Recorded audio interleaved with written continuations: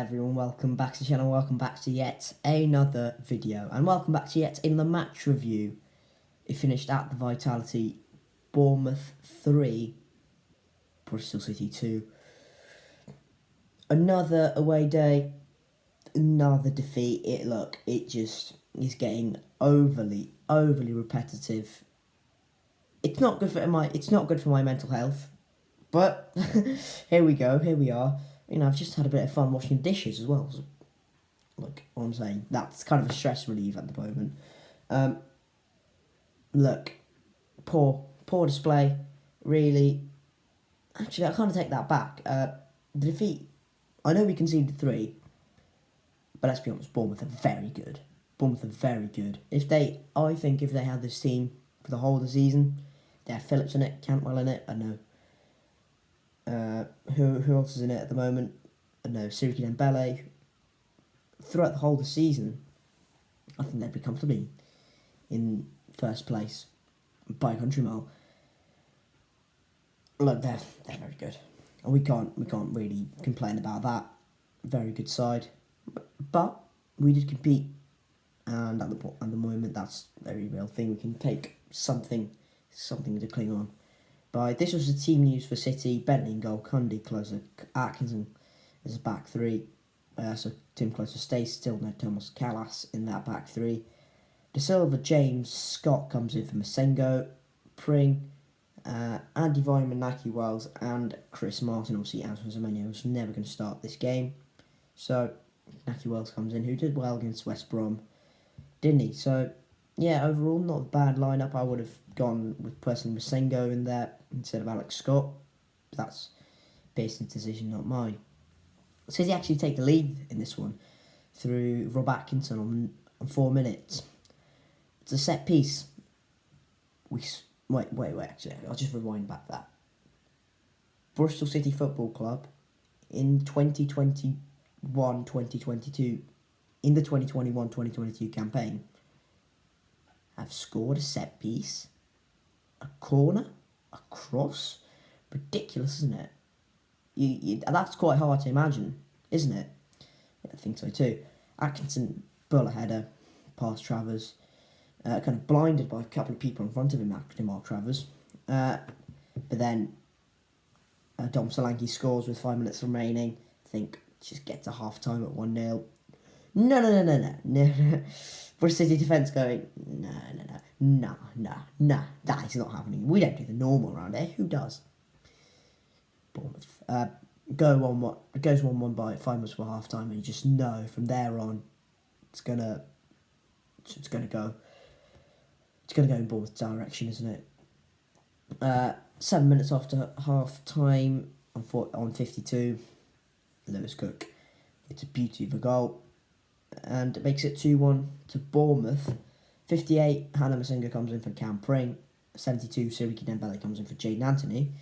Speaking of Siriki Dembele, scores on 81 to make it 3-1, and at that point I'm thinking, don't let it go 4, lads. It's gone 9 minutes remaining, don't embarrass ourselves. In fact, we make it slightly better. We make it 3-2, 92nd minute. There was 4 minutes of added time. 92nd minute, we make it 3-2, Andi Weimann. Who else? Through open play, and Andi Weimann makes it 3-2 in the 92nd minute. Didn't we do this against Huddersfield earlier on the season, where we went 3-1 down at home? We went 3-1 down, scored later on through Andi Weimann. In fact, I think we did this away at Brentford last season as well, when we went 3-1 down. We took the lead, went 3-1 down, and scored in the last minute. We did that against Huddersfield as well, bloody hell. Quite a coincidence, isn't it? Who knows? But yeah, look, City were on the back foot for most of the game. Bournemouth were just a cut above. Let's be brutally honest here. Bournemouth are very good, and they were put against a stern test in terms of good defensive shape for Bristol City. I know we conceded 3. I reiterate that, but it was still a decently, mildly good performance from us defensively, that is. And again, we carried somewhat of attacking threat going forward as well, which is always good to see. But these are not the games I think we should be judging this City team on. I think it's the games against teams who are somewhat meandering in the table. Maybe a Preston, maybe a Blackpool, maybe a Stoke, maybe a West Brom. I think those are the sort of games where we should be going, right, can City go out and win this game to be, I don't know, best of the rest, best of the bottom half, best of the bottom, something like that. And you can go. Then you can go, right, Seps, we're going in the right direction. Can we now push on and go in the very good direction? That's the sort of mentality I think I should be going into, City fans should be going into next season. Can we be the best of the rest? Can we be pushing for the top half? Can we push for the top 10? Something like that. I think we, personally, if we bring in some good players in the summer, we can. Obviously, this all depends on the points deduction we may or may not be getting in the summer as well. So a lot rides on this summer for City, and it's crucial, utterly crucial we get next season right, and we go in the right direction, and the direction that the club wants to go in, instead of where maybe the fans want to go in. So overall, I'd say this defeat might, on face value, look like, God, here we go again. But Bournemouth are just very good. I think we just have to kind of learn to accept that some teams are just much better than us at this point in time. And I personally believe that next season, if we go and concede 3 away at Bournemouth, I'll be more disappointed. If this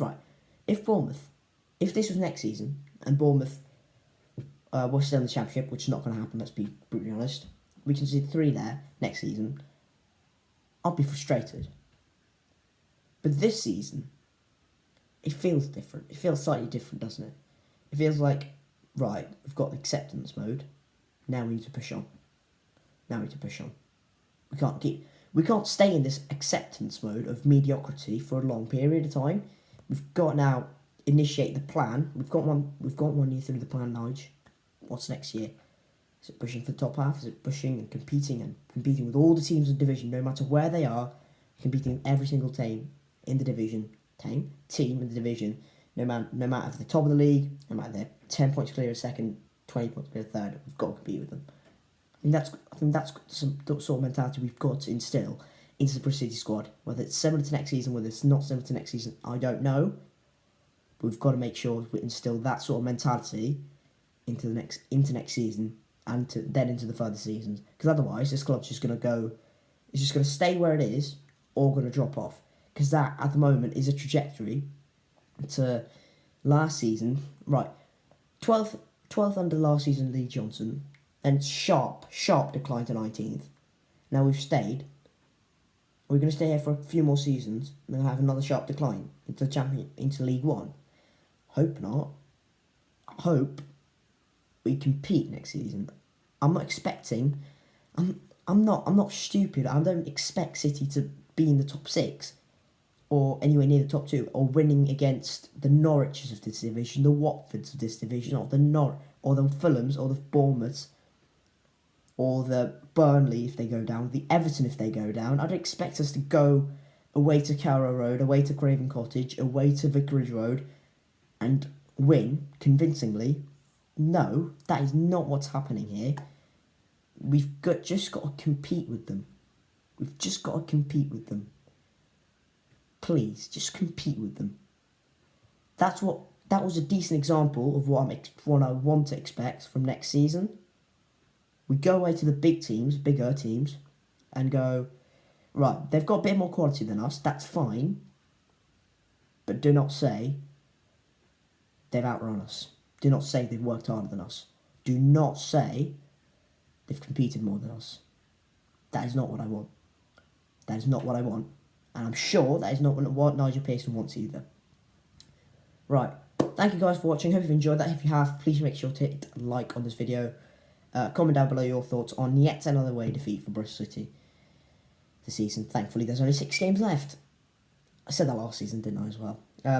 Again, thank you again for watching, and I will see you guys later. See you soon.